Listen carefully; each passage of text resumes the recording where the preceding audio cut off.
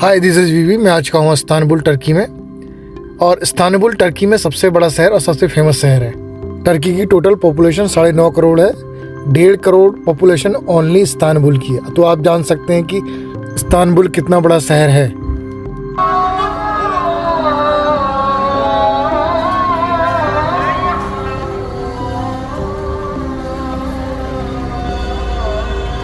Istanbul अपनी विरासत और आधुनिक चीज़ों को मिलाकर आगे बढ़ रहा है, जिसे देखने लोग दूर दूर से यहाँ आते हैं। आज मैं एक्सप्लोर करूँगा यहाँ की सबसे फेमस ब्लू मॉस्क और सोफिया मस्जिद को, जो पहले एक चर्च हुआ करती थी, बाद में उसे एक मस्जिद के रूप में ढाल दिया गया। दूर दूर से लोग इसे देखने आते हैं क्योंकि ये एशिया एंड यूरोप का सेंटर पॉइंट है। तो हर साल लगभग 40 से 50 लाख लोग ओनली सोफिया मस्जिद और ब्लू मॉस्क को देखने यहाँ पे आते हैं। रोड पे चलते हुए क्राउड को देख के आप बता दोगे कि लोग कितने एक्साइटेड हैं इसे एक्सप्लोर करने के लिए।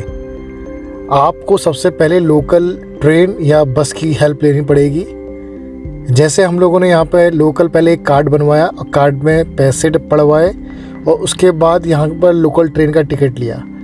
सेम वैसे ही लोग यहाँ पर आते हैं और यही चीज़ें करते हैं। अगर आपके पास यूनिवर्सल कार्ड है वो यहाँ पे काम नहीं करता।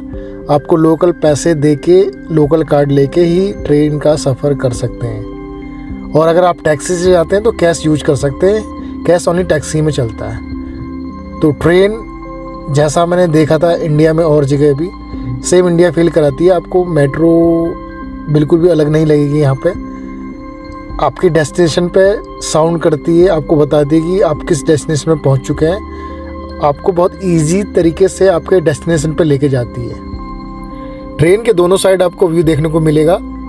यहाँ पे बहुत सारी मस्जिदें हैं जो बहुत एशियन टाइम से हैं, जो अब म्यूज़ियम का काम करती हैं। लोग यहाँ पे विज़िट करते हैं। इनका कुछ चार्ज होता है, आपको $20 ऑलमोस्ट इन US$। आपको यहाँ पे लोकल गाइड भी मिल जाएंगे, बट सजेस्ट ये है कि आप पहले खुद से सर्च करें गूगल पे, फिर आप जाएँ, क्योंकि ये इतना कॉम्प्लिकेट नहीं है। सिटी के बीचों बीच ट्रेन जाती है तो सारी चीज़ें रोड से लगी हुई हैं। और मेरा डेस्टिनेशन आ चुका है, शायद अब पैदल चलने का टाइम आ गया है। तो अब मिलके एक्सप्लोर करते हैं। Let's start now. मस्जिद के एरिया में ही एंटर करते हुए काफ़ी बड़ा स्पेस है। मस्जिद के चारों ओर 5.5 एकड़ का एरिया दिया गया है, जिसमें गार्डन, पार्क, कुछ शॉप्स और आपको बैठने के लिए स्पेस मिल जाता है। यहाँ पे बहुत सारे लोग आते हैं। एक डाटा है जो टूरिज़्म डिपार्टमेंट का है टर्की में, उसमें बताया गया है कि 45 लाख लोग विजिट करते हैं सिर्फ एक मस्जिद देखने के लिए।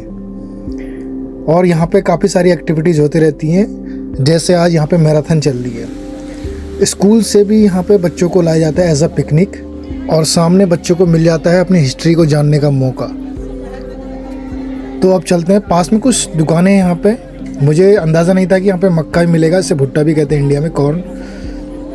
तो काफ़ी एक्सपेंसिव भी नहीं है। अगर आप इसे डॉलर में देखेंगे तो $5 का है ये। स्कूल के बच्चे बहुत एक्साइटेड रहते हैं। यहाँ पे नॉर्मली इस तरह की ड्रेस पहनी जाती है जो आप सामने कैमरे में देख रहे हैं। और मैराथन की वजह से दोनों साइड बैरिकेड और छोटी छोटी होल्डिंग पोस्टर्स लगे हुए हैं। और आप देख सकते हैं रोड के दोनों साइड ऐड भी दिए गए हैं फ्लेक्सी में। ये मैराथन IAF से एफिलेटेड नहीं है। लोकल लोगों ने इसे प्रमोट करने के लिए यहाँ पे होस्ट किया है। रैंडमली ये बात सभी लोग जानते हैं। अगर आपको अपने देश में मैराथन करवानी है तो आपको IAF से परमिशन लेनी पड़ेगी और उसका सदस्य बनना पड़ेगा। इसका मेन हेड ऑफिस मोनाको के मोंटे कार्लो में है। मोंटे कार्लो एक देश है जो इटली एंड फ्रांस के बीच में छोटा सा देश है, जिसकी पॉपुलेशन 60,000 टोटल है और टैक्स फ्री कंट्री है। आगे बात करेंगे मस्जिद की। हम पहुँच चुके हैं मस्जिद के एंट्रेंस में। यहाँ पर बहुत ज़्यादा क्राउड है। बिगिनिंग में मैंने जैसे बोल दिया था कि 45 लाख लोग यहाँ पे सिर्फ मस्जिद को देखने आते हैं। डिज़ाइन बहुत पुराना है बट इसे मेंटेन करते हैं। यहाँ पे सारे स्कूल के ग्रुप्स आपको दिखेंगे और ये ग्रुप्स इंटरनेशनल भी हैं। मोस्टली द गर्ल्स आप देख सकते हैं। सभी लोग यहाँ पे वीडियो बनाते हैं, बट रील्स बनाना अलाउ नहीं है क्योंकि यहाँ पे कल्चर अलग है, जैसा एशियन कंट्रीज़ में होता है। आगे आपको क्राउड दिख जाएगा और ये सब चीज़ें बहुत यूनिक है। मस्जिद के अंदर इंटर करते ही आप सबसे पहले लोगों के मुंह से सुनेंगे वाओ, क्योंकि इस तरह की मस्जिद या इस तरह की बिल्डिंग या आर्किटेक्चर दुनिया में बहुत ही कम है, इसीलिए लोग इसके लिए क्रेज़ी हैं। बट आप जैसे ही मस्जिद के पास इंटर करते हैं आपको शूज़ बाहर निकालने पड़ेंगे। अभी हम लोग एंट्रेंस जो मेन है वहाँ पे नहीं पहुँचे, तब तक मैं आपको व्यू दिखाने की कोशिश करूँगा। मस्जिद के डिज़ाइन लगभग 800 से 900 साल पुराने हैं और उसे टाइम टू टाइम अपडेट करते गए हैं। और बाहर का जो एरिया है वो अभी बनाया है फ़िलहाल में टूरिज़्म को अट्रैक्ट करने के लिए।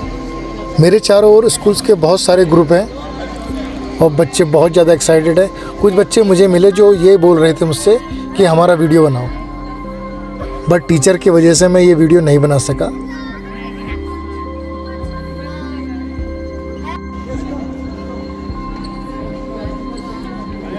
मस्जिद के एंट्रेंस में पहुंच चुके हैं और सभी लोग जूते निकालने की कोशिश कर रहे हैं। काफ़ी क्राउड होता है यहाँ पर और आपको शूज़ निकालने ही पड़ेंगे। और ऐसा नहीं है कि शूज़ आपको अपने साथ लेके जाएंगे, शूज़ के लिए एक अलग से रैक्स बनी होती हैं। सारी चीज़ें वेल ऑर्गेनाइज्ड होती हैं। लेफ़्ट हैंड साइड में बहुत सारी रैक हैं, वहीं पे जा रहे हैं हम लोग, क्योंकि यहाँ पे आने से पहले हमने बहुत रिसर्च करी थी और लोगों से पूछा था, उसके बाद हम यहाँ पे आए, जिसकी वजह से हमें कोई परेशानी नहीं हुई। स्टेप बाय स्टेप हम सारी चीज़ें पार करते गए और ये अंदर का व्यू है। अब इसे देखने के लिए लोग, हज़ारों लोग, लाखों लोग हर दिन विज़िट करते हैं।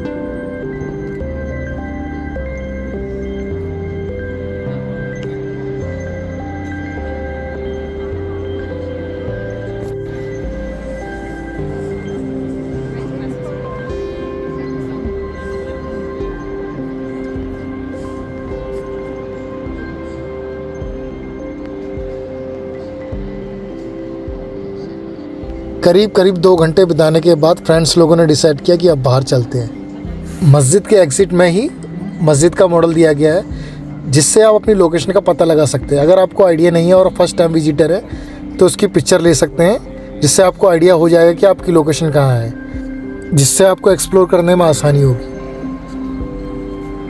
बाहर आने के बाद यहाँ पर मस्जिद से जुड़ी हुई हिस्ट्री और इस्लाम एक्सप्लेन किया गया है।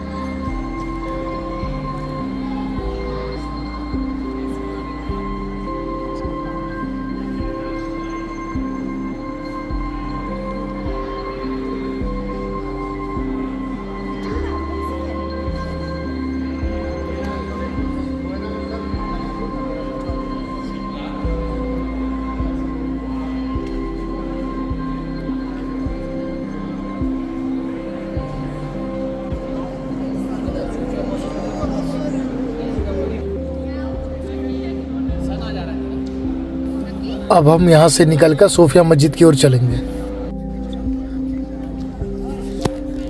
ये मस्जिद का एग्जिट है और हम कम्प्लीटली बाहर आ चुके हैं और ये पूरा व्यू है वहाँ का। आप बाहर से देख सकते हैं, ये मॉडल न्यू बनाया गया है, पहले ये ऐसा नहीं था। अब हम ऑन द रोड आ चुके हैं।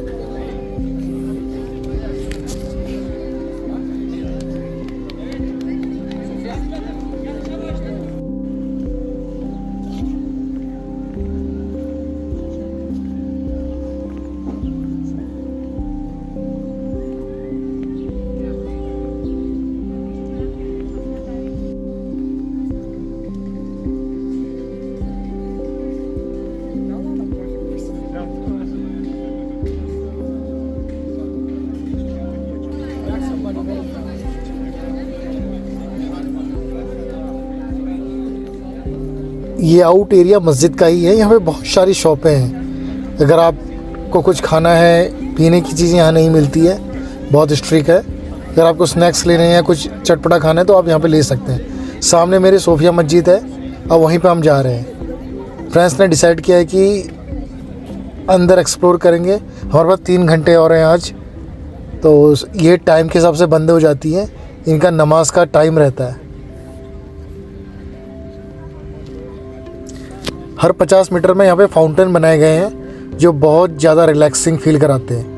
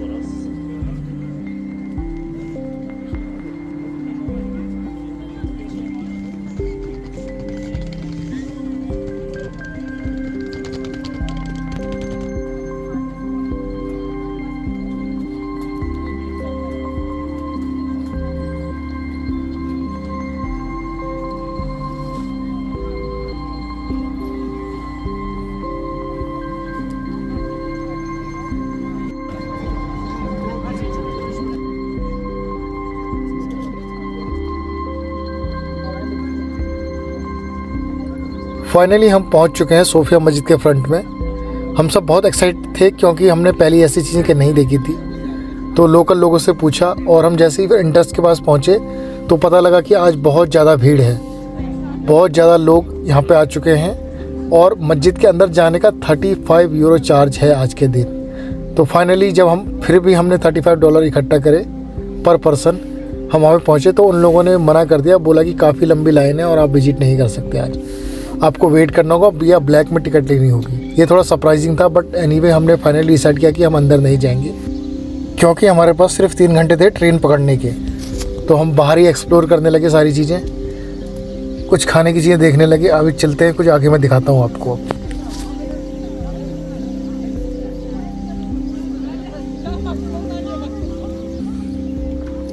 आपको सबसे ज़्यादा सरप्राइजिंग ये लगेगा कि यहाँ पे कोई बूढ़ा नहीं है।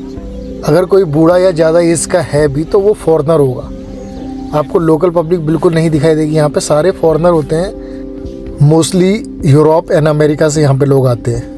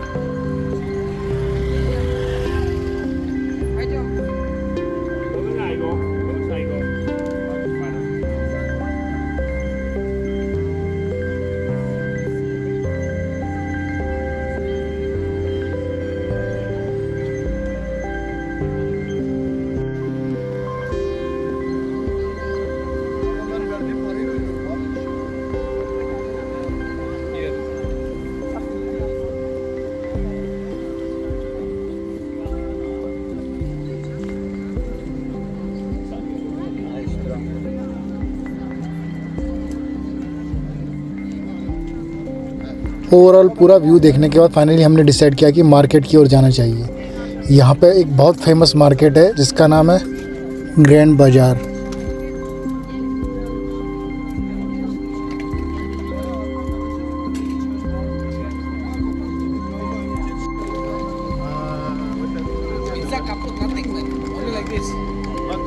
रोड के दोनों साइड आपको स्वीट्स और कपड़ों की बहुत सारी शॉपें मिलेंगी। यहाँ पर मनी एक्सचेंज की बहुत सारी शॉप है क्योंकि यहाँ पे इंटरनेशनल टूरिस्ट आते हैं जिन्हें मनी एक्सचेंज की बहुत ज़्यादा ज़रूरत पड़ती है और काफ़ी क्राउड होता है यहाँ पे। और मेन बात यह है कि रोड के बीच में ही रेलवे ट्रैक है और सेफ्टी का कोई भी इंतज़ाम नहीं है। लोग खुद ही ट्रेन के आने की आवाज़ से खुद ही साइड हो जाते हैं। ये थोड़ा रिस्की है बट अभी हमारा फोकस होगा ऑल द शॉप्स पर। आप देख सकते हैं इंटरनेशनल करेंसी की शॉप्स, रेस्टोरेंट। अब वाइन शॉप आपको नहीं मिलेगी, यहाँ पे वाइन शॉप नहीं है।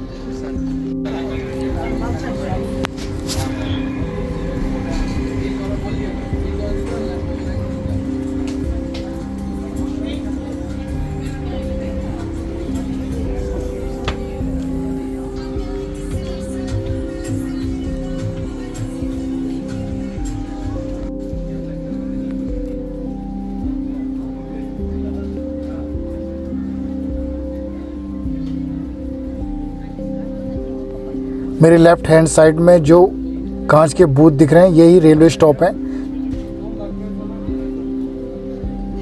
आप क्लियरली यहाँ पे देख सकते हो कि सेफ्टी का कोई भी इंतज़ाम नहीं है। ट्रैक बिल्कुल रोड के बीच में है बट पब्लिक देख के चलती है और ये ट्रेन गुजर रही है, पब्लिक दोनों साइड है। तो ये थोड़ा सा स्ट्रेंज है बट पब्लिक फॉलो करती है रूल्स को।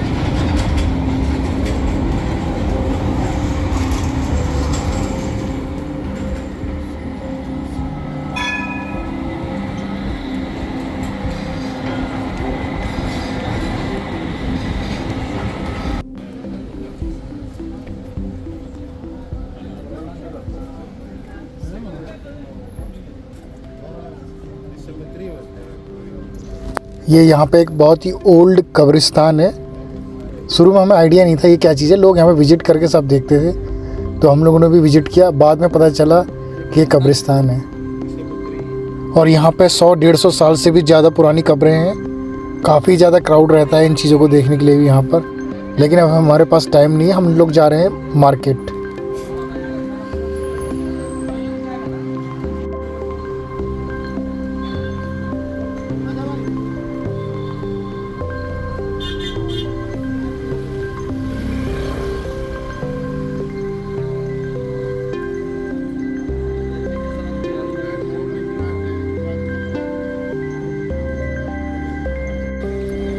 और ये एरिया यहाँ पे टैक्सी और बसेस आपको मिल जाएंगी सिटी के लिए।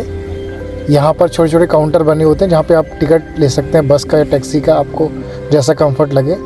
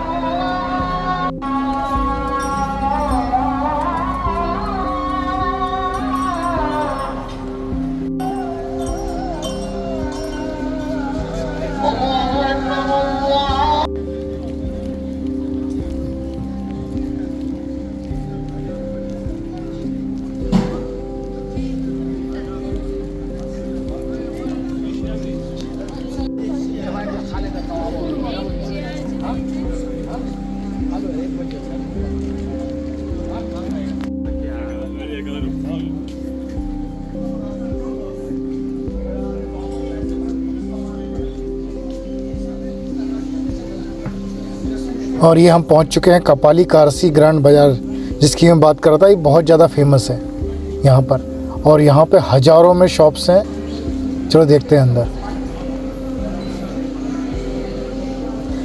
गली के दोनों साइड कपड़ों की, ज्वेलरी की, बच्चों से लेकर बड़ों तक का A to Z सारा सामान मिलता है यहाँ पे।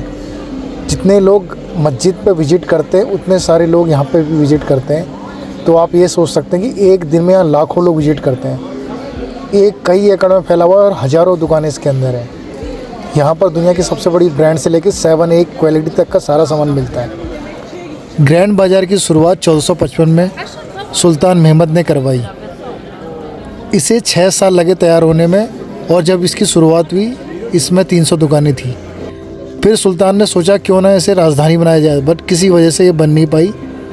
इसका इतिहास बहुत लंबा रहा है। उस समय इसमें मसाले, कपड़े, जूते और हाथ से बने हुए सामान बिकते थे।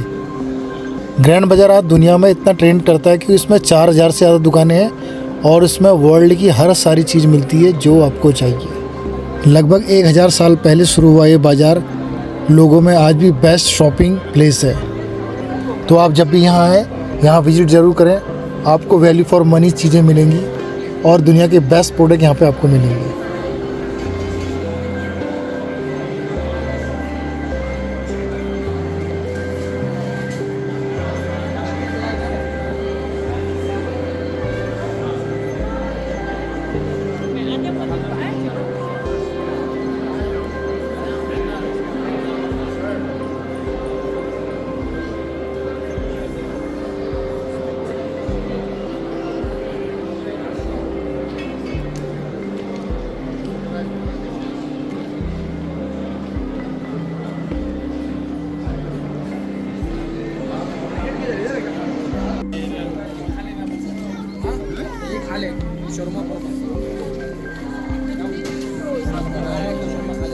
पूरा दिन एक्सप्लोर करने के बाद हमने कुछ खाने का सोचा, और खाने के बाद हमने फाइनली डिसाइड किया कि अब वापस जाना चाहिए। हम पहुंच चुके अपने मेट्रो स्टेशन अगेन, और पूरा दिन हमें लग गया, 7 घंटे हमें यहाँ लगे एक्सप्लोर करने में। अगर आप फ्री हैं तो आएँ और यहाँ पे 1 हफ़्ता बिताएं, उसके बाद ही सारी चीज़ें एक्सप्लोर करें, क्योंकि एक दिन में आप ये पूरा एक्सप्लोर नहीं कर सकते। इस्तांबुल में बहुत सारी ऐसी चीज़ें हैं जो एक दिन में भी आप कवर नहीं कर सकते, तो आपको बहुत टाइम लग जाता है। नेक्स्ट टाइम किसी और कंट्री में विज़िट करेंगे। तब तक take care, keep watching, thank you so much.